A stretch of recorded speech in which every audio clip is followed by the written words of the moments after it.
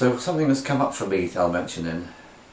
Someone I did a healing on only a few days ago sent me a link through Facebook about spirals, and it was a 10-minute film, and it showed you very clearly that all over the world the image of the spiral is carved onto rocks, it's in artwork, it's a universal human symbol which you see in all cultures and all continents, the symbol of the spiral.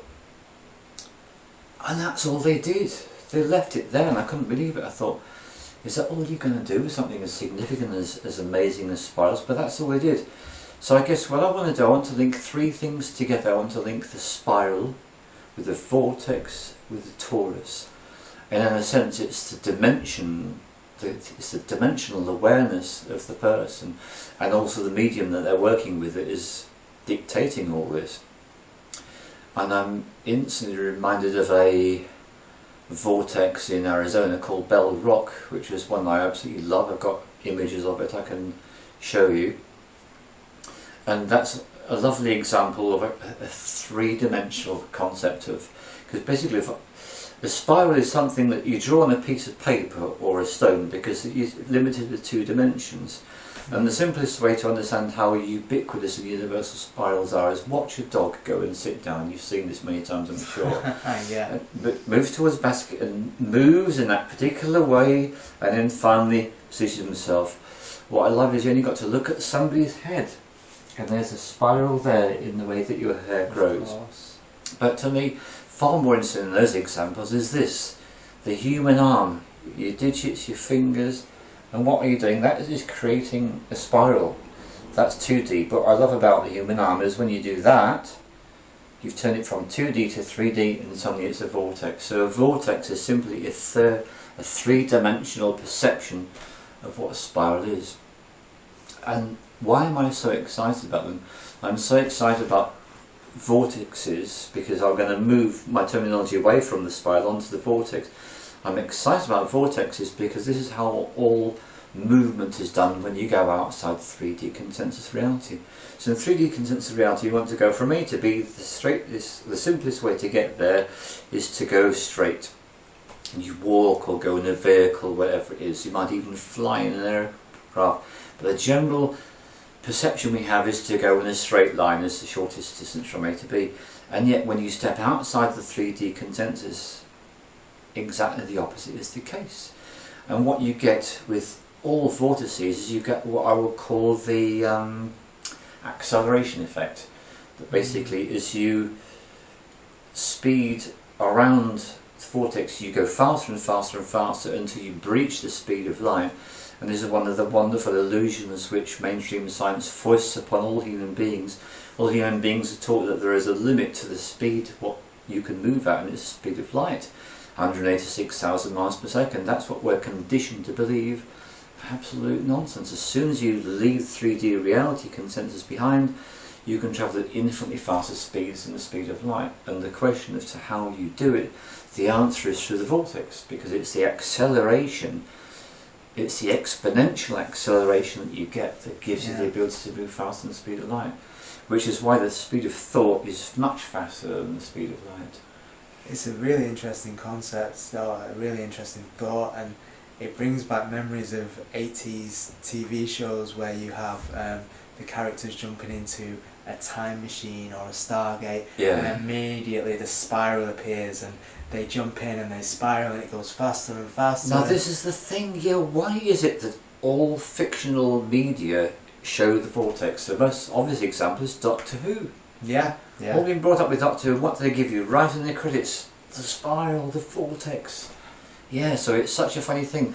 And then right at the end of this film on spirals, the bit that I was really grateful to see it for is they'd had a lot of footage of vortexes in the sky, which took place 2009, 2010, 2012. I've never seen any of this footage, but they've been humongous, massive, great vortexes, suddenly manifested in the sky, which the mainstream media has obviously concealed for its usual reasons, and alternative media has become quite excited about.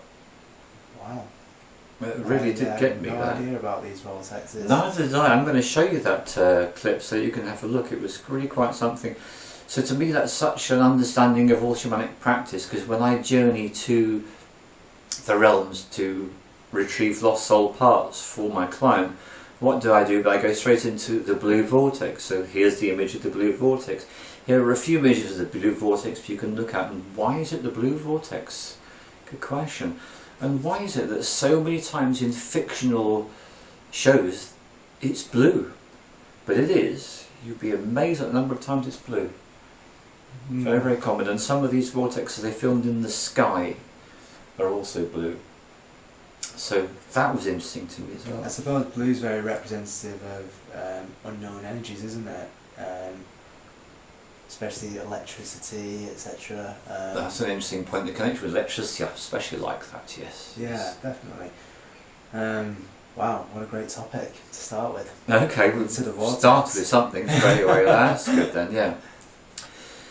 So that's where I lived, moved and had my being every single time I was doing a shamanic journey. So I was doing shamanic journeys for quite a while, not tuning into the actual process of movement.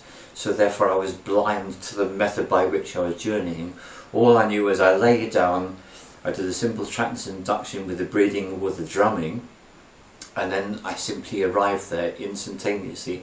And it was only when I slowed the journey down as I realised that it was always through the vortex that I actually got from one place to another. So that's where I spent some time. And then a couple of years ago, a very good friend sent me an image of a Torus, and I suddenly realised, duh, all this time I've been stuck on the narrow, limited confines of seeing things as a vortex. A vortex is merely part of a Torus. And that's another question I have for you actually. What is a Torus? Right, I'm going to answer that question by doing something. The simplest example I can think of to provide a Torus is this, which is an apple. And you go, and then to reveal, what I do is I cut it in half. And what we'll need to do, we'll need to take a load of close-up shots. And there it is. There is your Torus. That's actually where the Torus is. So you can see the vortex element of it going in and then coming out. And that is the way that I journey. So I start off here with my active imagination and my trance induction. I go in there. As I go in, I'm going like this, and I get faster and faster, exponential, until I'm travelling at the speed of thought, which is infinite possibility, and out the other side to the destination of the lost soul parts of the person I've gone to do the journey for. That was a revelation, and I realised that the vortex is just an aspect of the Torus. Another example of a Torus is our planet. Our planet is a magnetic field. Yeah. In fact, every single time you pick up a magnet, it's a Torus. So you start to see how the spiral is a ubiquitous form in nature. Vortexes outside of the theory consensus are the way everything moves, and then the Torus gives you an even greater perspective on it as well. And yes, they're edible, that's quite nice. Yeah, sorry, I got a real overall urge to eat the Torus. Why not?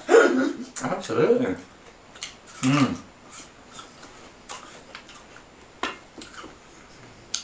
So I will mention one other thing about this while we're on the subject. One of the things I find very useful in my life are periods of depression.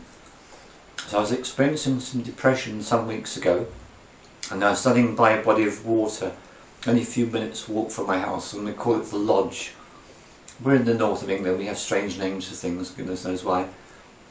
And I stood there, and I was having a little smoke, and I put the smoke out, and I was tuning into the extent to which I was feeling this state of depression, and I was given the green Torus, and the green Torus is now a film on YouTube, and it's a healing modality which has got its own particular use and value. In that you get to see how the shape of the Torus actually works, so that's a little link.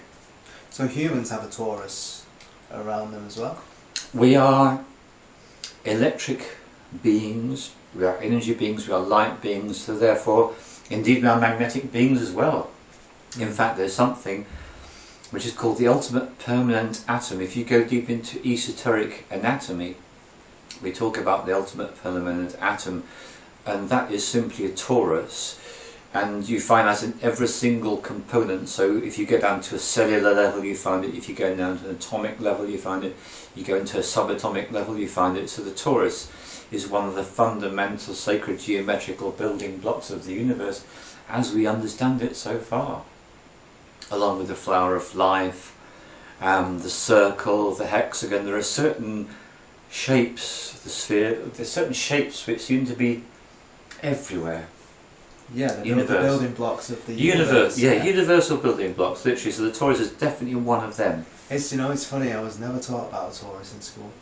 Exactly, and neither was I. And there's a whole story about that. The things you don't get taught are usually the most fascinating.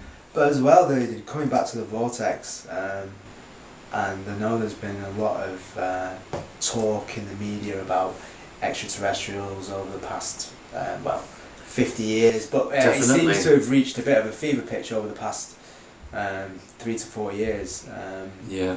With lots of the disclosure projects and various things going on, and one of the big questions is, well, how do they get here from so far away? Which is obviously explained by the travel using a vortex. Isn't it? That's right. Pause.